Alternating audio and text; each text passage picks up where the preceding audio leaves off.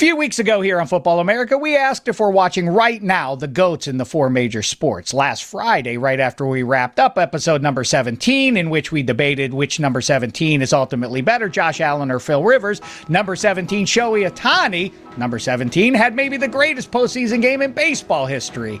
It's a football show, but we do like the other sports as well, and so we honor the greatest MLBer of all time. It is clearly Ohtani now, and we may also be guilty of turning our nose up or getting distracted by other pro football players.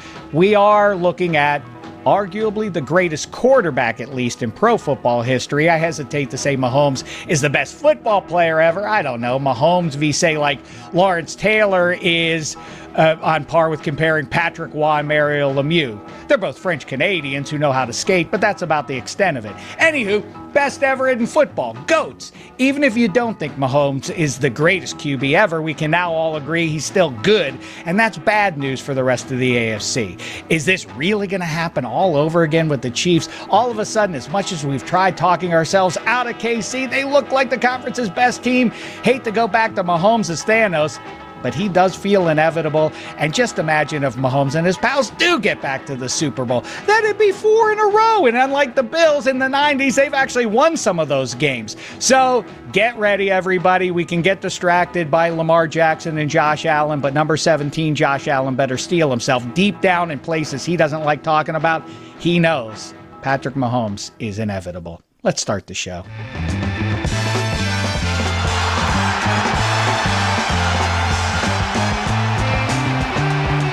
Hi and hello, my fellow football Americans. Welcome to episode 18 of Football America. We have much to talk about reacting to NFL Week 7, maybe some college football too, with our pal Jeff Schwartz, some points per game for you, and also in his debut on Football America, one of my favorite fellas in the business, Marc Sessler from Heed the Call on his way. He'll be participating in the jerk list, maybe some movie talk as well. In the meantime, like I say, fellas, Gino and Mike and Gino, it is episode 18. We have to honor the greatest football player to wear that jersey number. Obviously, a short discussion required here today. It's Peyton Manning, right?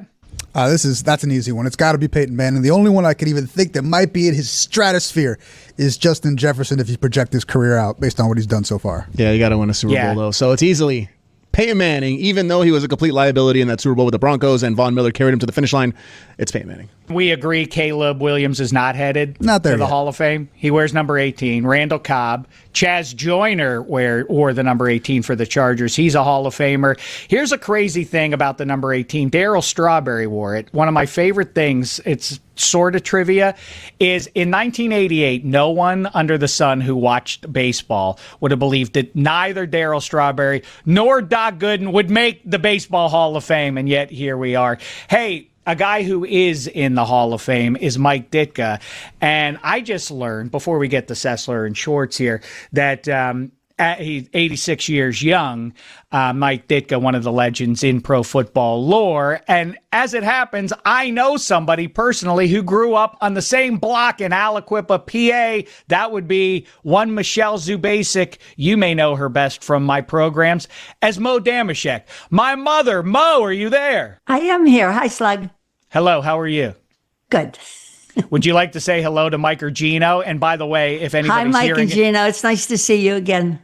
Hey, Mama Mo. Mama Mo, I like that. I do too. It's funny that Momo, if you're hearing an echo, it's because old Mo happens to be in the room right next door to me here. She came out to watch Jean-Claude Van Damashek and his pals win Crespi. Shout out to the Crespi Celts. A program-defining win against Salesian the other day, but that's not what you're here to talk about, Mo. Like I say, Mike Ditka was and is your age, and you grew up on the same on the same block that he did, but you weren't allowed to play with him. I was not. It wasn't a block. We lived in a community. It was like row houses, only not charming like row houses. It was a community called Linmar in Aliquippa, Pennsylvania. Projects. Well, yes, right. They were. They are still there, still producing great football players. But Mike Ditka lived like 2 rows down from me. We had a community playground, of course, but it's the mid-40s. 1940s. So it's a basic playground. Slides, swings, But you weren't allowed to play with him. No. Why not? because one day I was hanging from the monkey bars, because what else do you do? Mike Ditka pulls down my underpants, and I was not the only one. Oh no, there were other girls that he would do this to. So I go home, I'm crying, I tell my parents. As I remember, I think my father went down and talked, I think his name was Big Mike too, Mr. Ditka, who was like, what do you want me to do about it? And I came home. I was not allowed to be at the playground when Mike Ditka was there. I didn't do anything. But if I was there and Mike came, I had to run back home, because who knows what would go on. Mm-hmm. It's a shame, Mike. It's a shame you weren't available to give Mike Ditka's Hall of Fame introductory speech. That would have been a nice tale to tell. I'm glad. It would have been great. But I moved when I was 11, so we had no further interaction. So bottom line, happy birthday, Mike Ditka. Right? Happy birthday, Mike Ditka. Yes. Okay. Who ruined my fun, but yeah. Say your goodbye to Mike and Gina. Bye, Mike and Gina. Good seeing you. Yeah, nice to the show. All right, what a treat. Belated. I held off on bringing this guy onto the show because he's one of the great delights out there, and I thought we'd get a little bit maybe of a mid-season swoon, and he would boost our collective spirits. You know him as one of the heroes from Heed the Call. Before that, around the NFL for many moons. Always delightful making his pages on social media and otherwise. One of the most fascinating characters, not just in sports media, nay, walking the big blue marble, period. He's my pal. It's Marc Sessler. What's the poop, fella? How are you? We are pals. You've lifted me up beyond, I believe, actual human acclaim. It's always a joy to be with you. You've come on our show many times, and I'm happy to join you at this moment. It's a little bit of you say, like a little slice of heaven.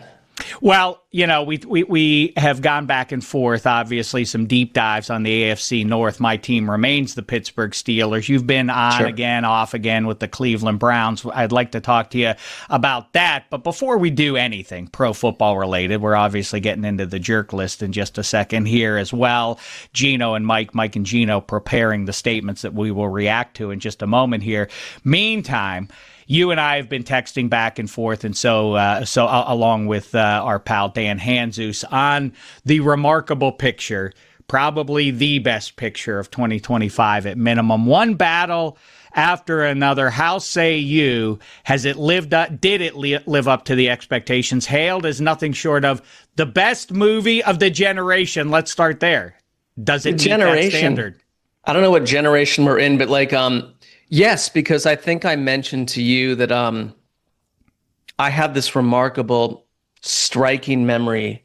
I lived in Washington, D.C. at the time, and their train station had an incredible movie theater that was a wild movie theater. It was wild. It was just like the population would go in there and make a lot of noise. And that's where I saw Pulp Fiction in 1994.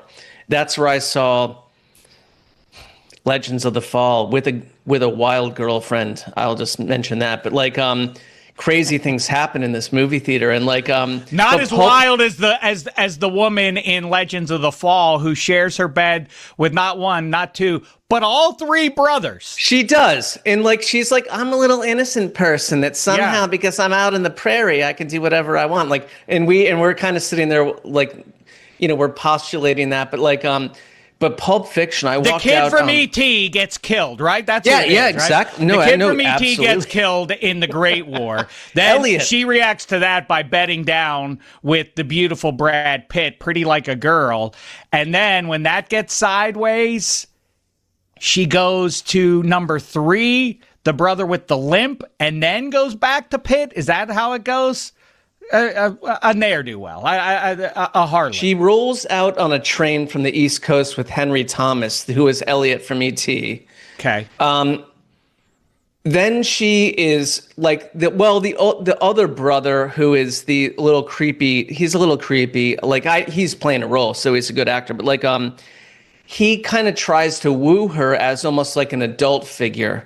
And then Pitt's kind of I'm on a horse, and I'm Brad Pitt, so I'm so ultra. Just he's dripping, he's beautiful. That's when you realize, because after a river runs through it, he goes and does Legends of the Fall, and Brad Pitt's oh, we all understand. even as guys, we kind of love this guy.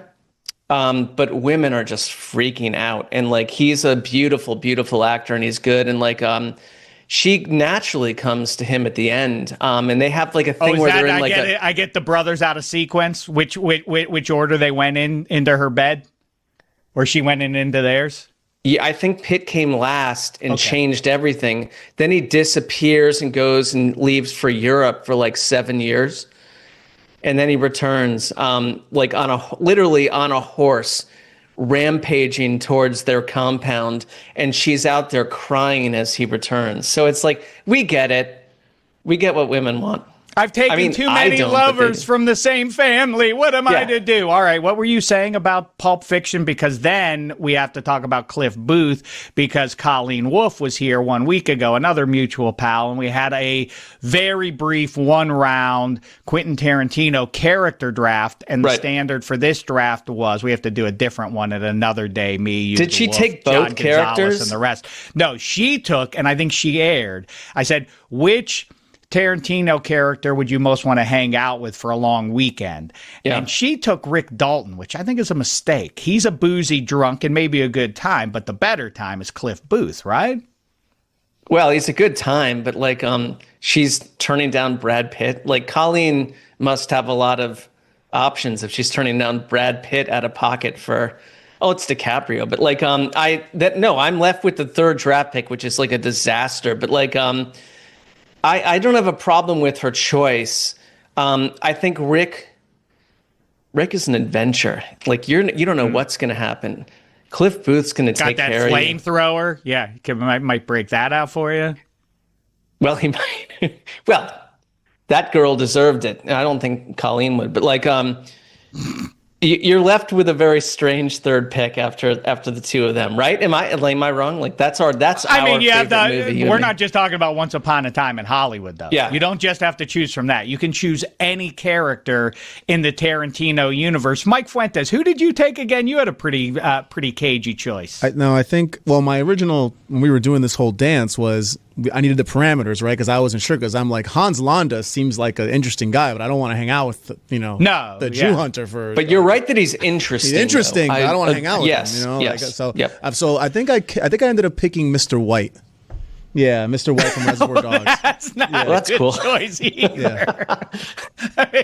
What do you want with the murderous cretins? Volatile gunmen. That's who Mike Fuentes wasn't Mr. Blonde was the ear cutting guy, right? So I don't want him. Clearly a psychopath. No, would be Mr. worse. White had it like a little put together. He just wanted you to be a professional, Yeah, so Mr. White, you knew he would have a nail to spare for you if you wanted to smoke along with him. That's about the extent of what he had to offer in my book. Sessler, all right, it's your turn here.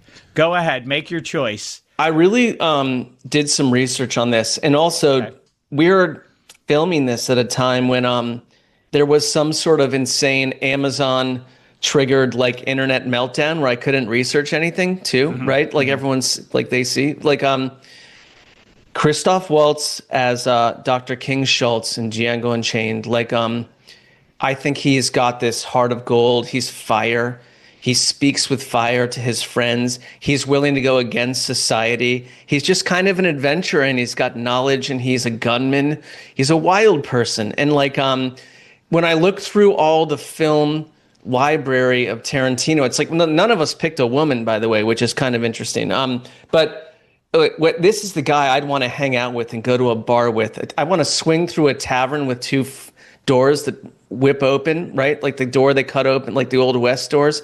That's my dude. Like in Christoph Waltz, I live in Hollywood. I walk right down Hollywood Boulevard, and I walk over Christoph Waltz's star all the time, and I'm like, he deserves it. Some of these people that buy these stars, you buy them. You don't actually earn them. You buy them. Like he earned it. True. Like he is a beautiful actor, and like to play both characters that we name by him. That's kind of wild, right? That's kind of wild. And like he's a very versatile, incredible actor, but I thought he had kindness. There's just something about him in that movie that changed me. And it's like, I don't think it was Tarantino's best movie, and that's okay, but one of his best characters shone through in that film. I agree with both of the parts you just said there. Yeah, Mike Fuentes, go ahead. No, I mean, what is it? It has to be at least top 3. Django has to be at least top 3. It's like Inglourious Bastards, Pulp Fiction, Django. Like, how about shout out to the Christopher Walken guy in Pulp Fiction? His one scene. At least he would have a lot of good stories to tell you. He might. Yes, he would. He might be a little ponderous after a few hours. Listen, I could do this for the next few hours with you, but we have business to tend to. It's time for this week's Jerk List. Gino Fuentes, Mike Fuentes are going to read us some statements, and we will evaluate whether or not they're credible, reasonable things to say out loud after NFL Week 7, or if they're knee-jerk overreactions. Also, if we happen to mention a garden variety jerk or 3, so be it along the way. Start us off here. I'm not sure who's up first, Gino or Mike. Take it away. I think I'll take it here. Okay. We can go through the trouble of going through the regular season, because gambling, fantasy football, whatever. But what we should do is just skip to the part where the Chiefs are in the Super Bowl. Yeah. I think I think Sessler, we've done our best to avoid reality, but it all of a sudden looks like the Chiefs are the best team in the conference. It's I love what you just said, because it's been my response to multiple seasons in a row where it's like, look, I'm going to spend I'll be honest with the audience. I got divorced, okay? Like, football didn't play a great role in all of that. And the Chiefs are just sort of toying with me left and right, and it's like I'm doing all this work. I'm not available for family and friends on Mondays, Thursdays, Saturdays if you decide to take a day for yourself, Sundays. Last week, the Chiefs played on every single day but Tuesday. So to your point, yes, they are here to destruct and destroy, and they will be in the Super Bowl. So I completely agree.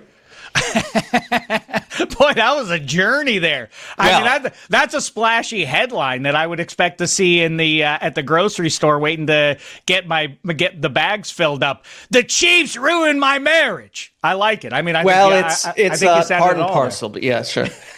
Next up, Mike Fuentes. Mark, are you familiar with Dave's Jenga theory? Yes, Okay. certain things can be the thing that topples everything. Yes, Correct. Yeah. So the only real Jenga piece with the 49ers through all these injuries is Christian McCaffrey. Go ahead there. I'd love to know your theory, Dave. I kind of think so, because it seems like they just survive.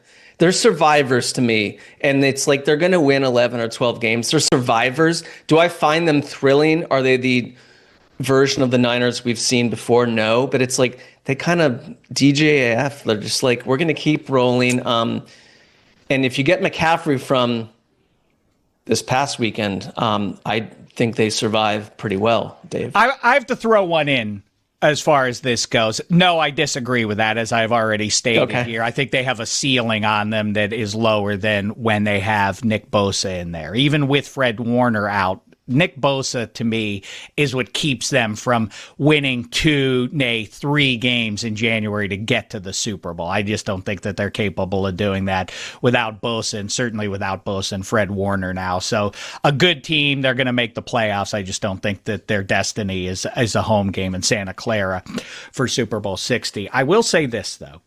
The thing that really drove me crazy about Sunday Night Football was, once again, I mean, for 3.5 hours, we had to hear updates on, hey, CMC and Bijan Robinson are still pals, and they worked out in the offseason. Like, okay, great. Great mention. Great mention. How many times over the course of the broadcast do we need to revisit that relationship? Who cares at some point?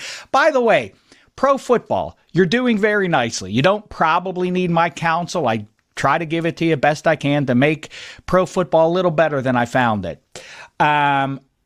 This thing of the jersey swap at the end of a game, you just played this important game for 2 NFC would-be playoff participants, and the cutaways are CMC and Bijan trading jerseys with each other. Get a little WWE in you, would you? Hacksaw Jim Duggan and the Iron Sheik got arrested burning tree and getting drunk driving around in a car together 25 years ago, but at least they did it in the privacy of a car. They didn't do it out in the open.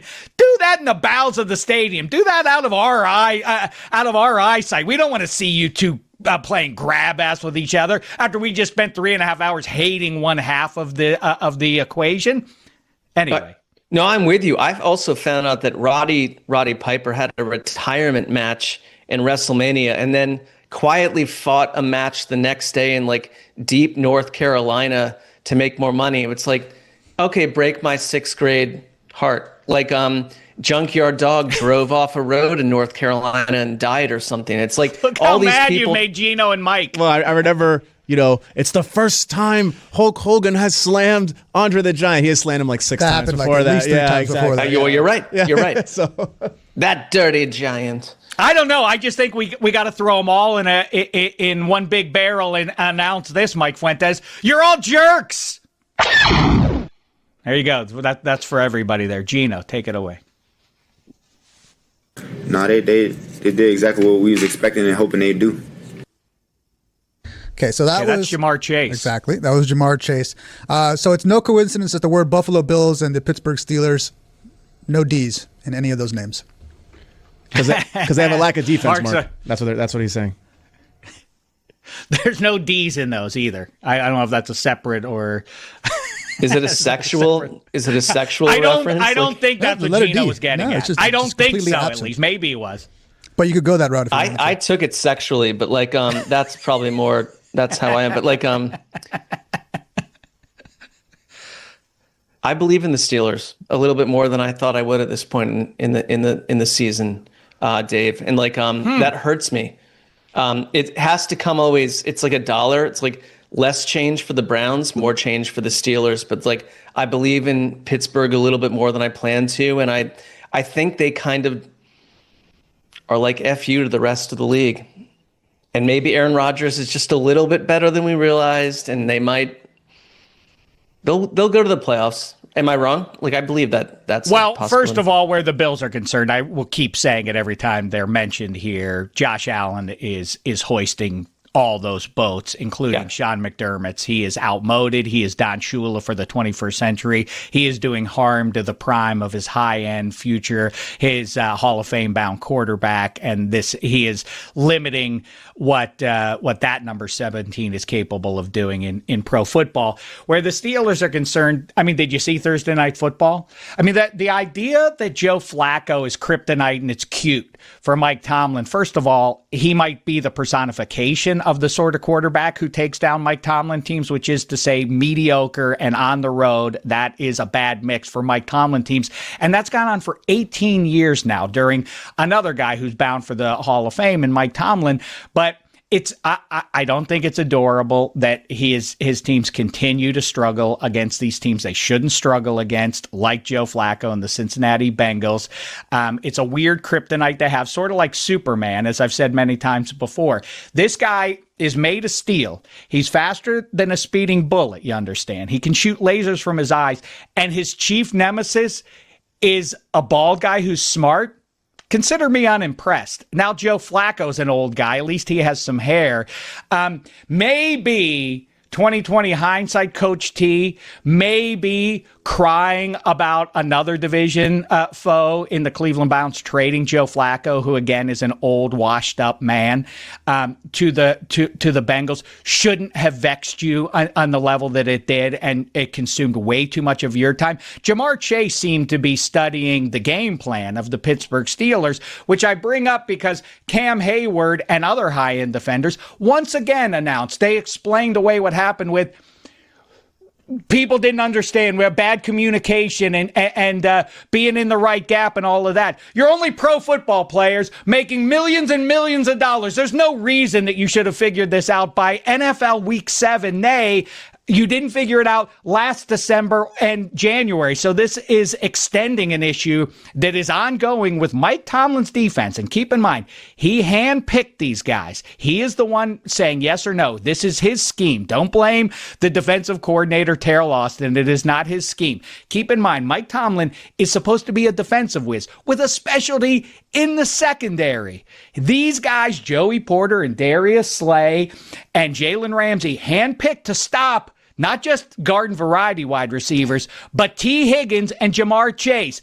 And they just smoked them, again, off the right arm of an old man named Joe Flacco. I think it stinks. I think I don't want to get hyperbolic, but I think after 18 years, it's time. I really do think it's time. If they can't make some hay come January with the formula that he wanted to use for this season, if it does not work with some legitimate success, and I mean a win or two come the AFC playoffs, then I think it's time to move on already. We've seen this show too many times on the banks of the Three Rivers. So I'm going to say no jerk. I think that's a perfectly reasonable statement to make, and I'm sorry I had to get up on my soapbox about that. I think we loved the soapbox, didn't we, guys? Not as Dolphins fans. No, because you're 4-2 and you're complaining about your 4-2 team after one shock loss on a Thursday night. The guy's like never had a losing record. I'm begging, begging for them to fire I praise him for that all the time. I praise him. They should have lost to Justin Fields and the Jets in Week 1. This is only delayed. The fact that they survived Week 1 only delayed this reaction for like Dave in 2017. You were telling me they needed to move on from Tomlin. So it's like I'm just. This guy didn't tell you that. That's jive. Now that's jive. Now hit him with the blaster for spreading jive talk. Marc Sessler's a jerk. I didn't expect that to happen today, but it did. You did it to yourself. I didn't try to be. Joe Philbin. Okay. Cam Cameron. All right. Who else have we had? Oh, Wanstead. These are only the coaches during March. Yes, exactly. Joe Philbin. I forgot about Joe Philbin. Yeah. Wanstead is no fun. Oh my God. Weird Pittsburgh connection there because he rode Rodgers' coattails into a head coaching job he didn't deserve. Okay, so last one for me on the jerk list. It's time for the media and Vegas to start believing that Daniel Jones and the Colts can win football games. I got them before kickoff at plus 115 money line. That's crazy. That's crazy. Marc Sessler, you go ahead and get that blaster ready, Mike Fuentes. I watched them, and I thought they were a well-coached team last year with major issues player-wise. And Shane Steichen is a legit coach, and Daniel Jones was sort of always like, if we can get this guy healthy and rolling, every NFL coach kind of preternaturally falls in love with this person as an idea. And he's doing it again right now. And it's I'm in. This team is real. Now, I do think it's the kind of team that's going to go, I've seen this before. Tell me if I'm crazy, but they're going to go 12-5 and make the playoffs and lose a playoff game. And then next year they'll be 5-12, and it's what was that? A sea ship that floated away from us. It may be a mirage in the sense that it's not an everlasting thing, but they are tapping into something special right now with the best running back in the league and a quarterback that's kind of having that 1 year. He's having that 1 year with a coach that's very good. And the defense, and as somebody said on, I think it was a podcast called Football America, he was touting the defensive coordinator Lou Anarumo before the season, saying that he was going to do what Vic Fangio did in Philly a year ago, and then nevertheless, I feel like in the last minute or three of my life, somebody just said on the very same podcast called Football America, just said, no one in the media saw this coming. I think those were the words of Mike Fuentes. Did I hear that right? They said the media needs to get on board with the Colts, which is weird because I thought Mike Fuentes was listening before the season started. And Dave Damashek, oh yeah, that's right. That's who said the Colts were going to win the division. Where was Mike Fuentes? I am in the media. I am the media. Mike Fuentes, you're a jerk. You're basically a friend at this point, but I'll give it to you. By the way, yeah, you better wear it. Yeah. By the way, a 12-5 team that reaches the playoffs and loses in the first round, and then the next season it drifts away. What does that remind me of? Oh man, wow! Doesn't that remind you of? Yeah, it exists, right? It exists right now. Yeah. This is where we're at with the. I feel like I can drive to see it. Wow, insane. Before we wrap it up, unless Gino, you have a gem that you want to get in here. No, the only thing left was that jersey swap thing, and you stole my thunder. Yeah, you so we're jumped good. the gun on that, so we're good to go. I should give you one. Well, for good. That. No, I had to make sure I bellyached about that. I don't want to bellyache about Marc Sessler's divine opinions on cinema. Let's do this one. You can only watch one person's movies for the rest of your life: Quentin Tarantino or Paul Thomas Anderson. You lose the catalog of the other for the rest of time.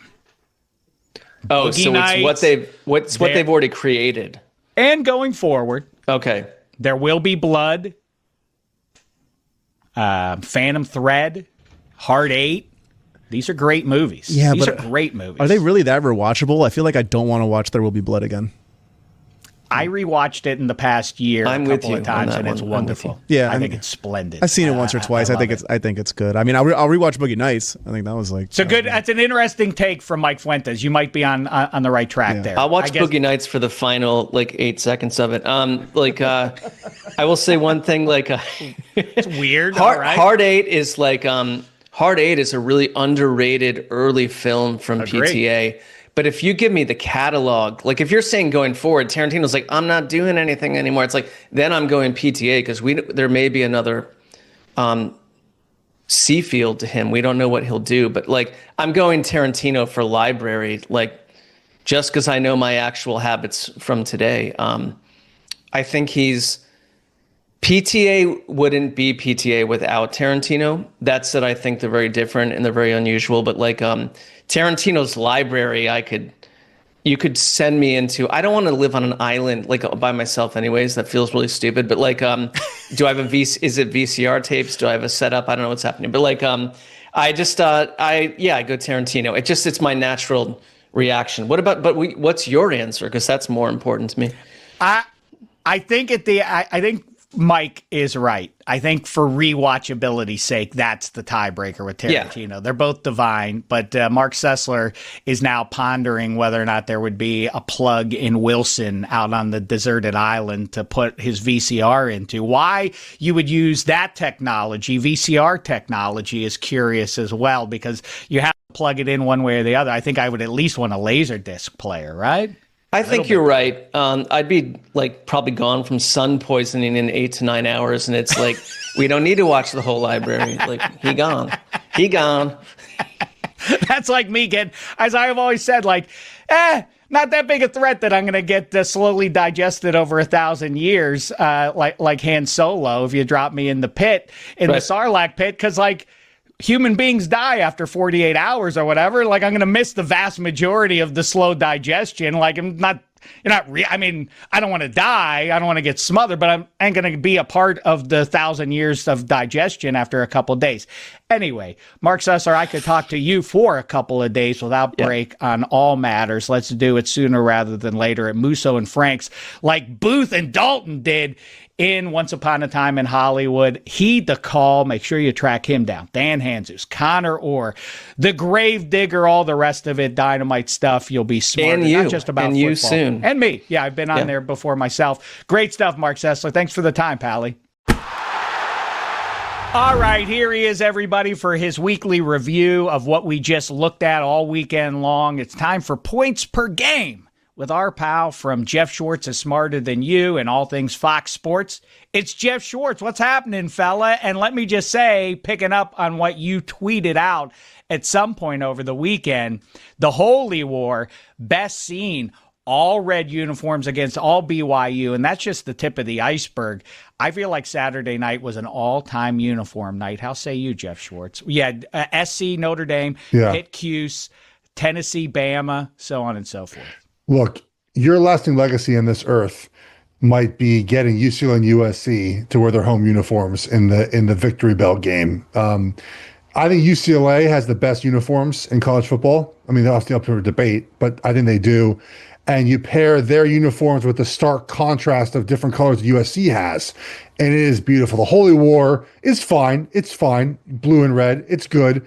But the USC UCLA game, Dave, special uniform game. That's his 2 shows in a row where it's come up with college football performers. Matt Leinart was surprised to hear about that, and he played for USC, and he gave me his thanks, and I accepted it. Hey, Schwartz, I have a bunch of things I want to talk to you about, but very quickly, because nobody does the in-between of talking college football and pro football and 2 distinct conversations better than you do it. Explain this one to me. Why the half stripe on the college football? The pro ball is nude. It has no stripes. The pros don't need stripes. But what do the stripes indicate in the first place? And if you need the stripe, then why isn't it all the way around? Why the half-assed the half-assed thing here? So according to the AI overview here, The stripes are for visibility and to create a tradition that distinguishes them from professional footballs. I guess maybe when it looks better on camera with the slow motion shots you have, do your eyes get better in the NFL? In college football, their eyes are just not developed yet. Yeah, it's like a training stripe, but I don't know what it's training exactly. And like I say, if it's needed, then do it. Go all the way. The full stripe, like the XFL, I think has the full UFL, whatever they are now. They have like the full stripe around the ball, right? So that's something unique. Yeah, no, the balls are different size too, which is look. I've made this point many times. It's very true about college football and the NFL. They are not the same sport. They are called football, absolutely. So they use a different size ball. The field goal post and the NFL are taller than they are in college football. And the hash marks. So the field and the ball are two different sizes, and they're set up differently. Like they're not the same sport, Dave. Not the same thing. People confuse them too much as the same thing. That's right. Not the same thing. There are distinctions to be made between the two, and the one thing I definitely like in college football better than pros is that when your knee or elbow or otherwise hits, you're down. It's a weird you can get back up thing that creates awkward looking plays. I always think about the Super Bowl 47 with the late Jacoby Jones sliding to catch the ball and then popping back up and then running into the end zone. At minimum, it looks weird. When you're down, you're down. Take the guesswork out of it. I like that, but I think the NFL, like I like the 2 foot rule in the NFL versus college. There's a difference in the sport. I think 2 feet down feels like you got to work a little extra harder for that catch. I saw this weekend. I want to say, was it the Indiana game I was watching, Michigan State, where like if you catch a ball but your toe and foot hits first and then the heel hits next, right? It's not a catch, but it sort of feels like that's not the spirit of what a catch is. Like he very clearly got his foot down, like the control foot down, but then his heel hit out on the exit of the play, essentially. Like I don't think it's semantics of it. I completely agree with what you're saying. Right. If you tippy toe, but you're facing the sideline, if you tippy toe, it's a good catch. If you land on your tippy toes with your butt towards the sideline, then your heels inevitably are going to come down, but that shouldn't remove the fact that you tippy-toed the sideline just like you did in the other direction. All right, listen, I have a lot I want to talk to you about, as I just said there. Starting off with this one. Explain the New York Jets. I mean, for real now. You laugh all you want. It ain't funny if you're a Jets fan at this point. Like, how can you, in a capped league, suck this bad in perpetuity?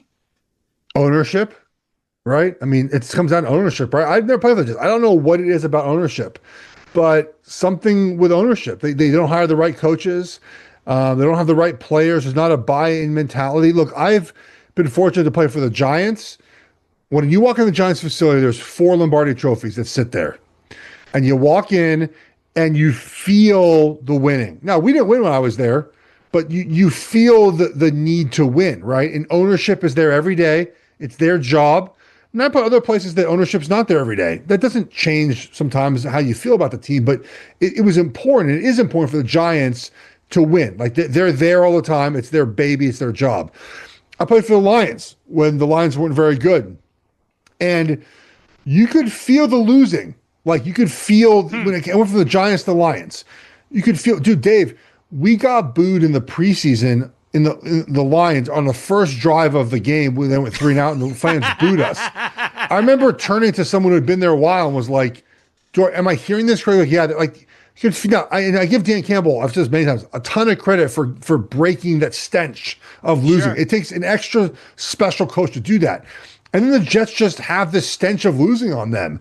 And, but they have like why it's weird as a, for instance, what comes to mind obviously is Justin Fields, who I advocated for the Steelers to keep. And now people are dropping me a line like, aren't you embarrassed now? No, because it wouldn't have been the same Justin Fields that you're seeing with the Jets now. And that's what I'm talking about. The same human beings change the uniform and they stink way worse. It's inexplicable that the players who perform well across football America, if they have to put on that green hat, they become empirically worse football players. Correct. And I think that's what it has to do with, man. I think it's just like structure, support. You're also the second team in the city for football. You share a stadium, which again, I mean, it was called Giant Stadium. Now, obviously, they have a new stadium. It's not called Giant Stadium anymore. Or I guess it was called Giant Stadium, or everyone just called it Giant Stadium? It was literally Giant Stadium. Okay, literally Giant Stadium. I mean, it's sort of what the Chargers have to deal with. Like the Chargers play, and it's not their home stadium. It's a Rams stadium. They're the second tenant there. The Clippers had this issue too. They just moved to their own stadium. They were the third tenant at Staples Center. It was the Lakers, Kings, and then the Clippers. Like, I think there's all those things that matter to just the aura of your team, and the Jets continue to have. And then the last thing is the capri pants, the capri pants on Aaron Glenn. It's got to stop. Got to stop. You might be onto something because Mike McDaniel wears those too, and things aren't going well for him. Don't ask Mike and Gino about it. They're very down in the dumps about what's going on in Miami right now. What is remarkable to me is that Dolphins fans, are still paying attention. Shouldn't you have turned the TV off? Like, the Jets are a different experience. If you're still watching the Jets in the year of our Lord 2025, that's on you. Things got real sideways with these Dolphins here this year. I would have expected you turn your TV off by then. I'm fascinated by what you say, though. So, about the stink in the facility. So there are discussions among your peers. This is way worse. Like, man, I've been on the good side. I've been in KC. This place has no chance. This sounds kind of, I know it sounds kind of silly, but like, you can just feel the difference, right? Like, I'd imagine if you're playing for your Steelers, right? You walk in that building, and the expectation is championship or bust, right? Like that's a firm expectation. Other teams, it's like, oh no, we'll see how it goes this year. Like it just, again, these are not verbalized, right? But you walk in the Giants building, there's 4 Lombardis sitting right there. I imagine you walk into Pittsburgh. I've not been to the facility. Actually, I was facility once. I got on a tryout there once. But I imagine the 6 Lombardis are right there, right, Dave? They're sitting right there. Right. Like, yes. You walk in, you feel the winning. You feel like, you walk in the Jets facility, what are they going to put up? We made an AFC Championship game banner? You know what I mean? Like the Namath title, I guess, is hanging out there. But like, it's just a different vibe.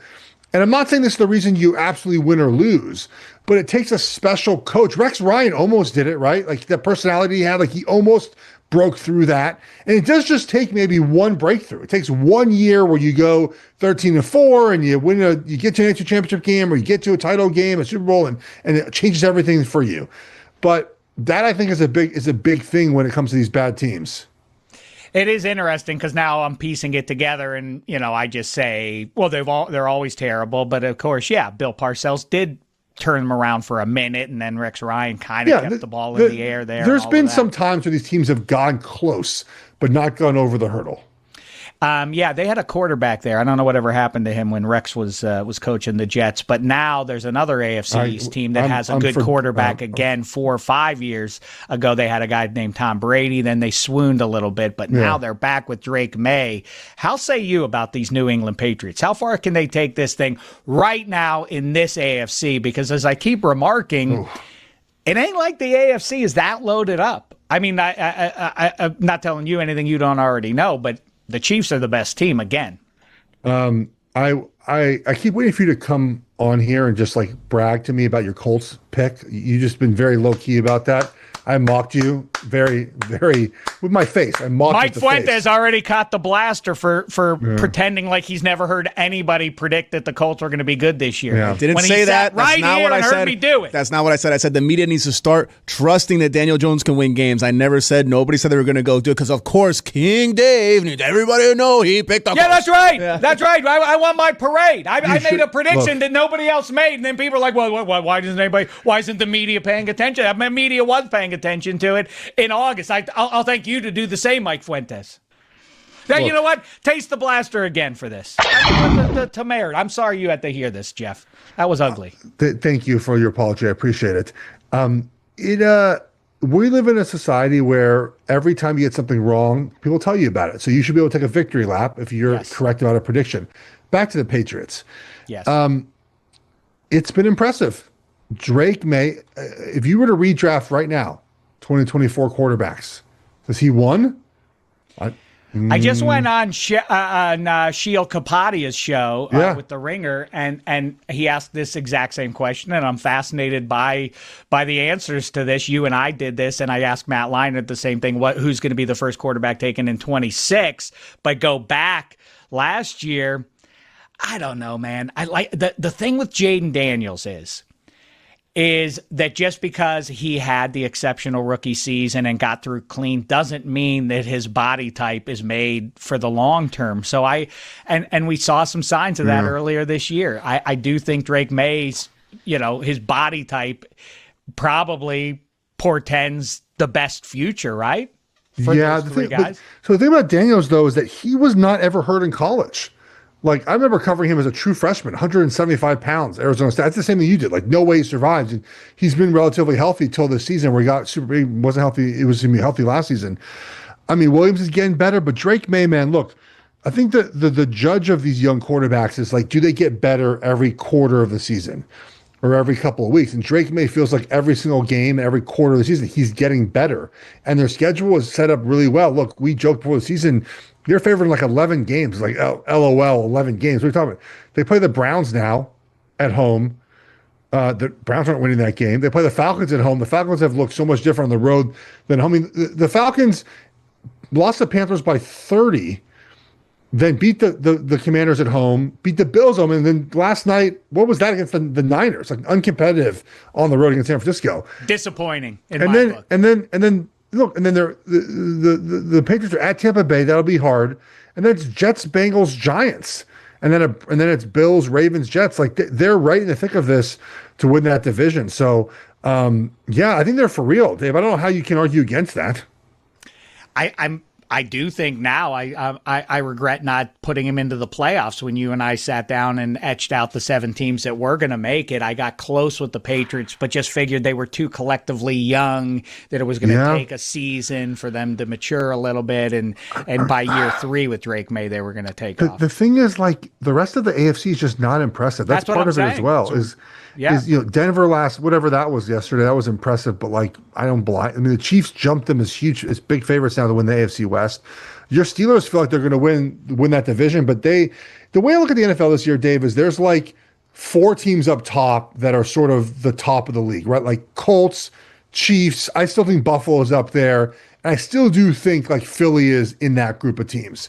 And there's like 24 teams that are 50-50 every week. I don't know what we're getting from them. And then there's the 4 Jets, Raiders, Titans, Dolphins that stink. Like, that's what the NFL is right now. I agree. And by the way, as we wrap it up, the Raiders are the one that a lot of people were getting real excited about that I did not take that. I didn't either. I'm glad I didn't. I didn't buy that at all. The Raiders made a very flawed mistake in the draft where I've amended my position on this. You can totally draft a running back in the first round or sign a running back, but you have to have everything in place. That's exactly right. It's a finishing piece. Correct. Exactly way to put it. Christian McCaffrey, Saquon Barkley. It's a finishing piece. You can't start with them. The offensive line and quarterback are not good. They don't have wide receivers. Dave, they had 3 first downs in an NFL game yesterday. 3 first downs. Sometimes you just like fall into a first down. You break a tackle and you get a first down. Chiefs get a penalty, you get a first down. 3 the entire game. Yeah, it's grim. And just as Pete Carroll didn't get enough credit in the age of Belichick and Saban, his by age, his peers, he's Agreed. Also Belichick is kind of obscuring how bad this has gotten in Vegas for Pete Carroll, because people were real excited about it when it got going there. Last thing, they're down 21-0 at halftime. Out of the half, they interview him, as they do, because those riveting interviews too. And he goes, "We have to run the ball better." Like, you're down 21-0. Sure, run the ball better, buddy. Well, give it to your high-end first-round draft pick then. Maybe that'll get you in business there, Coach. All right, Jeff Schwartz, dynamite stuff as always. Look forward to catching up with you 1 week from today. In the meantime, go bet on them Hoosiers, right? Laying 24.5. I'll be on them this weekend, buddy. All right, and you know what? There goes Schwartz. Here we go, too. Thanks to him. Thanks to Marc Sessler. We'll be back at the end of the week to get you right for NFL Week 8. Until then, thanks so much, fellow football Americans. It's been a thin slice of heaven.